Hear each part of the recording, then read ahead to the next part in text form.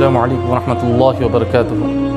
معزز سامعین اکرام، عید کی جو رات آتی ہے، حدیث پاک میں اس رات کی بڑی فضیلت بیان کی گئی ہے۔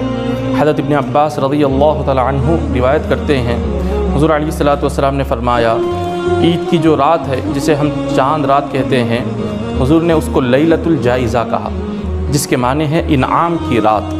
اللہ تعالیٰ فرشتوں کو حکم دیتا ہے کہ اے فرشتوں، آج کی رات زمین پر پھیل جاؤ۔ فرشتے زمین پر آ جاتے ہیں اور روئے زمین کے گلیوں میں، راستوں میں، چوراہے پر کھڑے ہو جاتے ہیں اور اعلان کرتے ہیں کہ اے بندو، آؤ، تمہارا رب تمہارے گناہوں کو معاف کرنے کے لیے تیار ہے، اس کی بارگاہ میں گناہوں کی معافی مانگ لو۔ فرشتے اعلان کرتے ہیں کہ اے بندو، آؤ، تمہارا رب تمہاری دعائیں قبول کرنے کے لیے تیار ہے، اس کی بارگاہ میں آ کر تم دعائیں مانگ لو۔ یہ اعلان فرشتوں کی جانب سے عید کی رات سے لے کر صبح تک چلتے رہتا ہے۔ اس آواز کو انسان اور جنات کے سوا روئے زمین کی ہر مخلوق یہ آواز سنتی ہے، لیکن ہم اس وقت میں کیا کر رہے ہوتے ہیں؟ ہم اس وقت میں شاپنگ میں مصروف رہتے ہیں، ہم اس وقت میں دکانوں پر خریداری کر رہے ہوتے ہیں، ہم اس وقت میں اپنے وقت کو دوستوں کے ساتھ گھومنے میں برباد کر رہے ہوتے ہیں۔ پھر جب عید کی صبح ہوتی ہے تو اس وقت میں اللہ تبارک و تعالی فرشتوں سے فرماتا ہے کہ اے فرشتوں، یہ میرے بندے ایک مہینے تک مزدوری کر کے آئے ہیں، روزے رکھ کر آئے ہیں، بھوکے پیاسے رہ کر آئے ہیں، نماز تراویح پڑھ کر آئے ہیں، قرآن پاک کی تلاوت کر کر یہ ایک مہینہ مکمل مزدوری کر کے آئے ہوئے ہیں۔ اب تم بتاؤ کہ جو کوئی مزدور اپنے مالک کا پورا کام کر کے آئے، اس مزدور کو کیا ملنا چاہیے؟ فرشتے کہتے ہیں کہ مولا، اس مزدور کو اس کی پوری مزدوری عطا کر دے، اس کا بدلہ اسے دے دے، اس کا صلہ اسے دے دے۔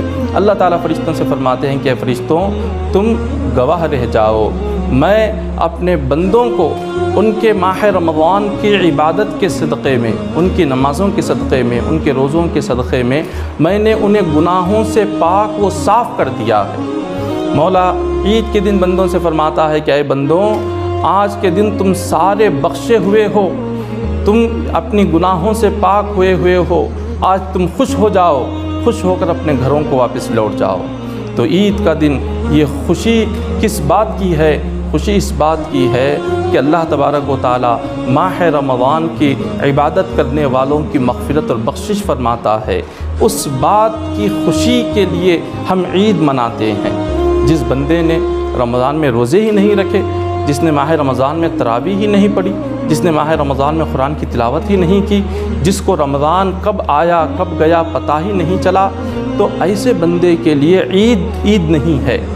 اس بندے کے لیے عید نہیں، عید تو اس بندے کے لیے ہے کہ جس نے ماہ رمضان کا ایک لمحہ عبادت میں گزارا ہو، ماہ رمضان کے کوئی روزے نہ چھوڑے ہوں، ماہ رمضان میں قرآن پاک کی تلاوت کو نہ چھوڑا ہو، ماہ رمضان میں تراویح کو نہ چھوڑی ہو، ماہ رمضان میں ذکر کو نہ چھوڑا ہو، ماہ رمضان میں اعتکاف نہ چھوڑا ہو، ماہ رمضان میں جس نے تراویح نہ چھوڑی ہو، تو اس بندے کے لیے یہ عید کا دن خوشی کا دن ہے، اس لیے کہ اس نے ایک مہینہ تک محنت کر کے وہ اللہ کی بارگاہ میں مزدوری لینے جا رہا ہے۔ تو جس وقت میں مزدور کو مزدوری ملتی ہے تو مزدور کتنا خوش ہو جاتا ہے۔ تو اسی لیے ماہ رمضان کی عبادت کرنے والوں کے لیے عید کا دن مزدوری لینے کا دن ہے۔ ہم عیدگاہ کو جا کر نماز عید پڑھ کر اللہ کی بارگاہ میں مزدوری لے کر آتے ہیں۔ وہ مزدوری کیا ہے؟ ہمارے گناہوں کی مغفرت اور بخشش، یہی ہماری مزدوری ہے۔ مولا ہمارے گناہوں کو معاف کر کے، ہمیں گناہوں سے پاک و صاف کر کے ہمیں واپس بھیجتا ہے۔ یہ مزدوری اللہ کی ہمارے لیے ہے۔ آمین۔ وآخر دعوانا الحمد